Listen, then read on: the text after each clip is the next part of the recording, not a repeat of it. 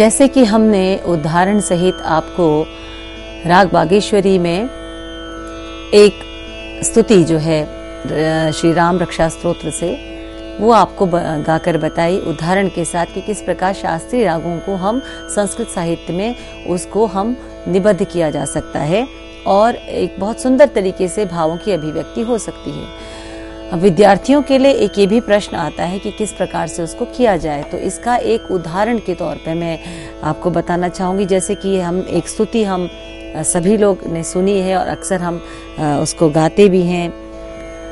कस्तूरी तिलकम ललाट पटले वक्षस्थले कौस्तुभम नासाग्रे नव मौक्तिकम करतले वेणुम करे कंकणम सर्वांगे हरिचंदनम च कलयन कंठे च मुक्तामणि गोपस्त्री परिवेष्टितो विजयते गोपाल चूड़ामणि। तो इसको पढ़ने के बाद ये हमें अर्थ पता चलता है पढ़ने से ही, उच्चारण करने से ही, कि ये श्री कृष्ण की स्तुति है, श्री कृष्ण के की वंदना की गई है। इसका अर्थ है गोपालों के चूड़ामणि भगवान कृष्ण की जय हो। वो गोपांगनाओं से परिवेष्टित होकर शोभित हो रहे हैं। उनके विशाल ललाट पर कस्तूरी का तिलक है। उनके वक्षस्थल पर कौस्तुभमणि है। नासिका के उग्र भाग में नवमुक्ता सुशोभित हो रही है। करतल में बांसुरी तथा हाथों में कंगन है। उनके सब अंग चंदन से लेपित हैं तथा उनकी ग्रीवा में मुक्तावली सुशोभित हो रही है। ये इसका अर्थ है। इसका मतलब हमारे जब हम इस अर्थ पर जाते हैं तो पूरी एक पिक्चर हमारे सामने आ जाती है कि यहाँ पर इन श्लोकों में भगवान श्री कृष्ण का वर्णन किया गया है, उनकी छवि का वर्णन किया गया है कि किस प्रकार से वो सुशोभित हैं। उनके अंग स्थलों का वर्णन किया गया, किस प्रकार से उन्होंने क्या क्या आभूषण धारण कर रखे हैं। उनकी छवि जो है वो कितना, उनके माथे पर कस्तूरी का तिलक लगा हुआ है, तो ये उनका वर्णन किया गया है। तो हमारे सामने एक ये अर्थ समझ में आ गया है कि हाँ, हम भगवान श्री कृष्ण की स्तुति कर रहे हैं, उनके विषय में बता रहे हैं। अब हमने जब दूसरा जो एक स्टेप आता है वो है कि हम संस्कृत का जो साहित्य है उसको हम पहले ठीक से उसका उच्चारण करें। वो हमने शुरू में किया और हम धीरे धीरे उसका उच्चारण करके देखते हैं। कस्तूरी तिलकम ललाट पटले वक्षस्थले कौस्तुभम नासाग्रे नव मौक्तिकम करतले वेणुम करे कंकणम। अब हम इसको कोशिश करते हैं कि हम इसको किसी एक राग में निबद्ध करते हैं। तो हम राग लेते हैं, हमने लिया राग अलैया बिलावल जो कि सुबह का राग है, और अलैया बिलावल में हम इसको निबद्ध करने का प्रयास करते हैं। और इसको हम पहले निबद्ध करने, उसको हम स्वरों में पिरोने से हम ये कहें कि इसको स्वरबद्ध करने से पहले हम थोड़ा सा राग अलैया बिलावल के चलन पर जाते हैं।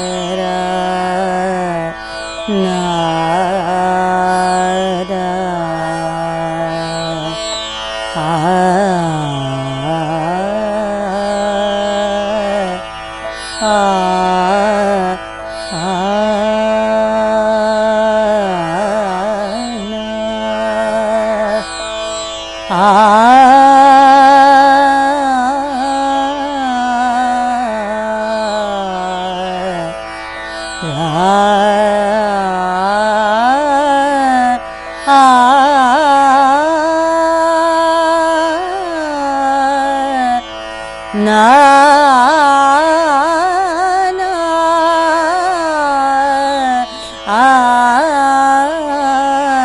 आ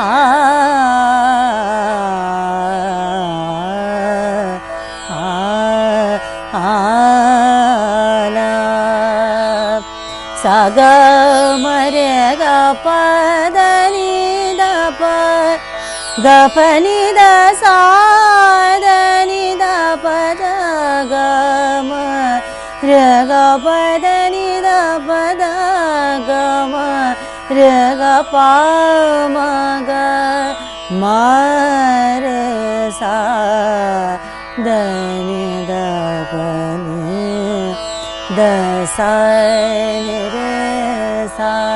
तो ये तो हुआ इसका दूसरा स्टेप कि हमने राग के चलन को गा लिया। अब हम उस पर शब्दों को बिठाकर देखते हैं इस श्लोक के शब्द किस प्रकार से इस पर स्थापित किए जा सकते हैं। कस्तूरी तिलकं ललाट पटले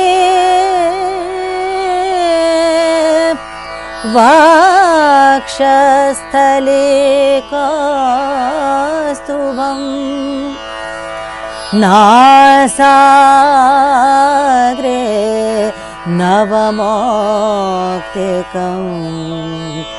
करतले वेणु करे कंकणं कस्तूरी तिलकं ललाट पटले वक्षस्थले कौस्तुभं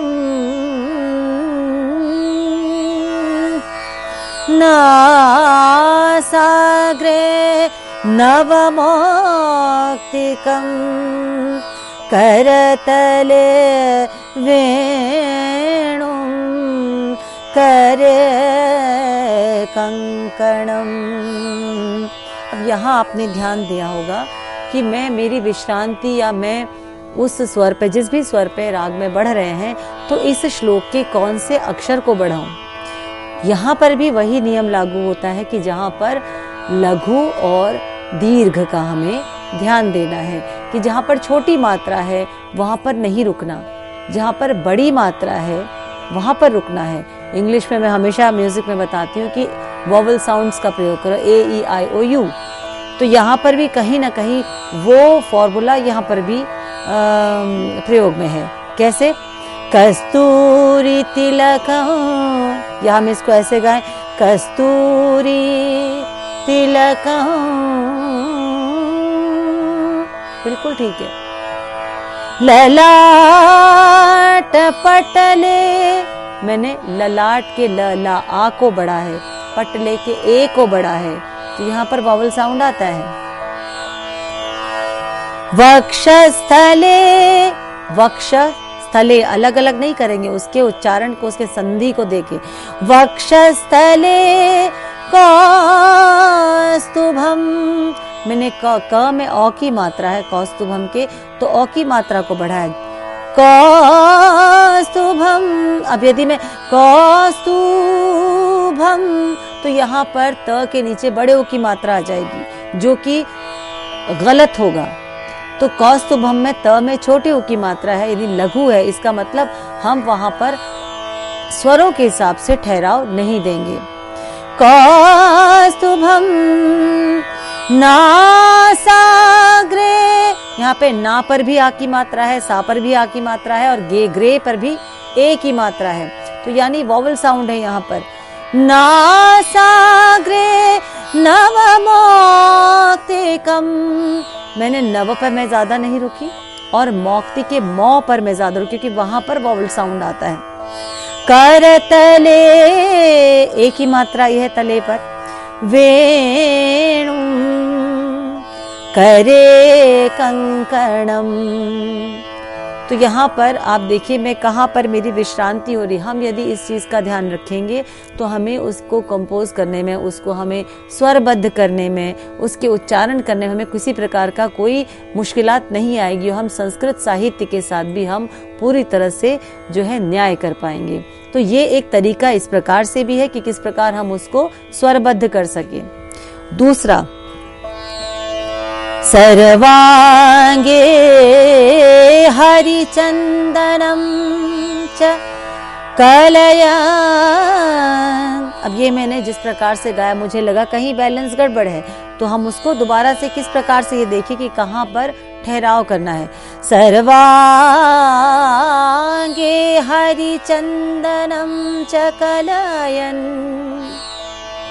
कंठे च मुक्तामणि गोपश्री परिवेष्टितो विजयते गोपाल चूड़ामणि।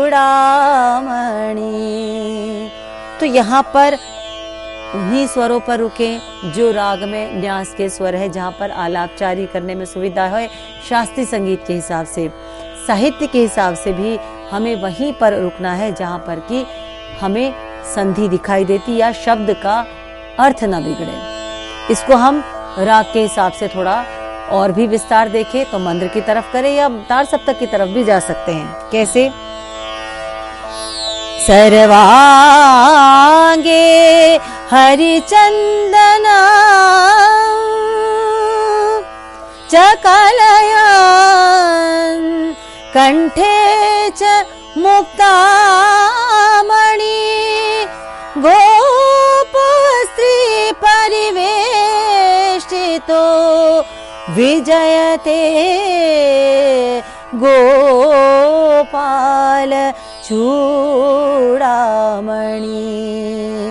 तो देखिए ये एक उदाहरण मैंने दिया किस प्रकार से हम इसको जो है किसी भी राग में कोई भी संस्कृत का श्लोक या संस्कृत का साहित्य किस प्रकार से हम उसको स्वरबद्ध कर सकते हैं। और फिर जब हम उसको गाते हैं तो राग के हिसाब से भी उसकी शुद्धता रहती है और साहित्य के हिसाब से भी उसकी शुद्धता रहती है। तो इस चीज को हमें विशेष रूप से ध्यान देना चाहिए।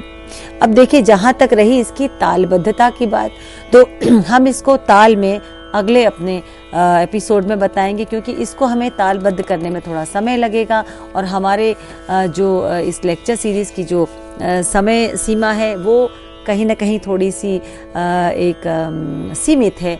तो हम थोड़ा सा आगे बढ़ते हैं। निर्वाण षटकम जो है उसको हमने मिश्र खमाज में जो है निबद्ध किया है, तो इसको हम गाकर देखते हैं।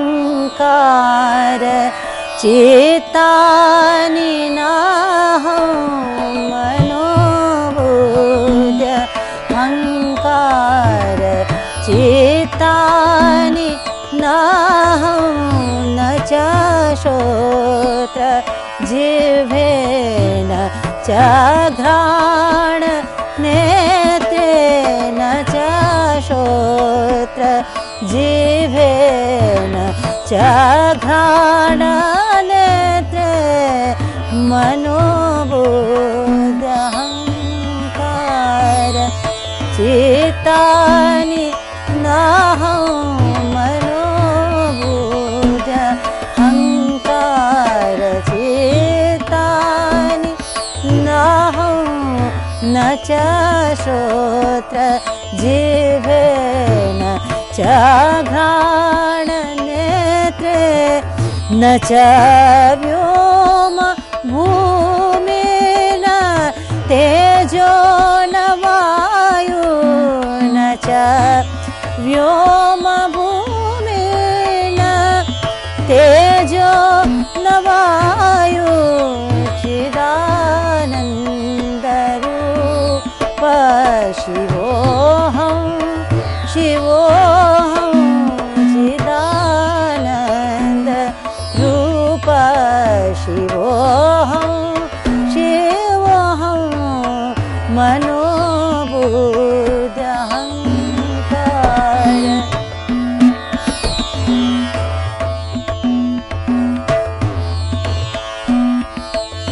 ताल क्या चल रही देखिए, धा धिन धा धा तिन ता तिन धा धा धिन, दीप चंदी बज रही है और उसमें इसका जो भाव बहुत सुंदर खिल कर आ रहा है। न च प्राण संज्ञो न पंचानिला में न वा सप्तधातु न वा पंचकोश न वाक्पाणि पादो न चोपस्थपायुषिदानन्द रूप शिवोऽहं शिवोऽहं चिदानन्द रूप शिवोऽहं शिवोऽहं मनोबुद्ध्यहङ्कार चेतनेनाहं मनोबुद्ध्यहङ्कार। अब हम राग के हिसाब से थोड़ा इसकी बढ़त करते, इसके दूसरा जो इसका पैराग्राफ है उसको हम थोड़ी अलग भी उसकी धुन बना सकते हैं। कैसे? न मे द्वेष रागो न मे लोभ मोह, क्योंकि मिश्र मामला है तो थोड़ा बहुत उसके जो सम प्राकृतिक राग हैं उनका भी आश्रय लिया जा सकता है।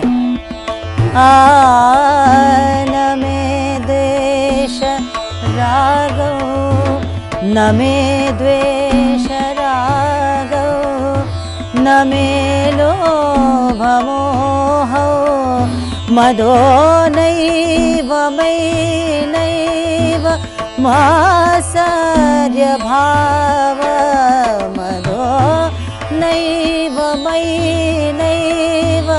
मात्सर्य भाव न धर्मो न चार्थो न कामो न मोक्षो न धर्मो न चार्थो न कामो न मोक्षो चिदानन्द रूप शिवोऽहं शिवोऽहं चिदानन्द रूप शिवोऽहं शिवोऽहं मनोबुद्ध्यहङ्कार चेतनेनाहं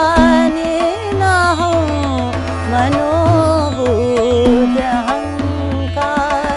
अब यदि हम इन श्लोकों में बढ़त कहें तो कैसे बढ़त हो सकती है, ये भी एक प्रश्न आता है। यदि हम उसको श्लोक को शुरू से शुरू करें तो कहीं ना कहीं वो अधूरा रह जाएगा। तो हम राग के हिसाब से बढ़त विस्तार या हम किसी एक शब्द को लेकर विस्तार करें तो वो कहीं न्याय संगत नहीं हो पाएगा, क्योंकि आधा अधूरा अर्थ हो जाएगा। जैसे हम शास्त्रीय संगीत में कहते हैं कोई भी हम बंदिश गाते हैं तो उसकी हम एक पंक्ति या पंक्ति का आधा भाग हम उसको गाते हैं तो उसका भी कोई ना कोई अर्थ होता है। लेकिन यहाँ पर शब्द एक दूसरे से जुड़े हुए हैं और यदि हम इसको कहते हैं मनोबुद्ध्यहङ्कार मनोबुद्ध्यहङ्कार बुद्ध्यहङ्कार, अब ये सुनने में भी ठीक नहीं है, उसके अर्थ में भी कहीं आधा अधूरा रहेगा। तो हम इसमें कौन सा शब्द ऐसे ले जिसको लेके हम बढ़ सकते हैं, वो है इसकी अंतिम पंक्ति चिदानंद रूप शिवोऽहं शिवोऽहं शिवोऽहं शिवोऽहं चिदानंद रूप। यहाँ अर्थ बिल्कुल सही बन रहा है तो इसको लेके ही विस्तार किया जा सकता है। तभी हम संस्कृत साहित्य और शास्त्रीय संगीत दोनों के हिसाब से हम दोनों का जो मेल है, जो समागम है, वो बहुत सुंदर तरीके से जो है उसको परिलक्षित कर पाएंगे। तातिम धादा चिदानंद रूप शिवोऽहं शिवोऽहं चिदानंद